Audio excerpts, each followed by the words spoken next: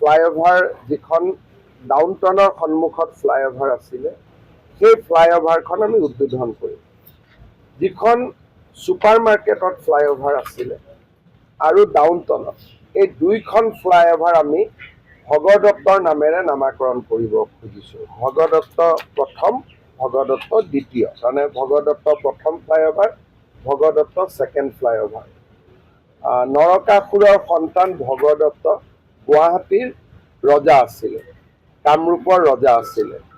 আৰু আমাৰ কলিতা জনগোষ্ঠীৰ ফালৰ পৰা বহুদিন ভগদত্তৰ নামত এটা ভাল কিবা এটা কৰিব লাগে বুলি দাবী আছিলে সেইবাবে অহাকালি আমি পুৰণা ফ্লাইঅভাৰ ছুপাৰ মাৰ্কেটৰ নতুন ফ্লাইঅভাৰ ডাউনটাউনৰ দুইখন ফ্লাইঅভাৰ আমি ভগদত্তৰ নামেৰে দিম যে ভগদত্ত প্ৰথম ফ্লাইঅভাৰ ভগদত্ত দ্বিতীয় ফ্লাইঅভাৰ যাতে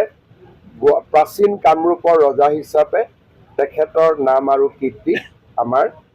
নৱপ্ৰজন্মৰ মাজত স্মৰণীয় হৈ থাকিব পাৰে যিকোনো খবৰৰ বাবে যোগাযোগ কৰক 7099017330 লগতে 7099017110 নম্বৰত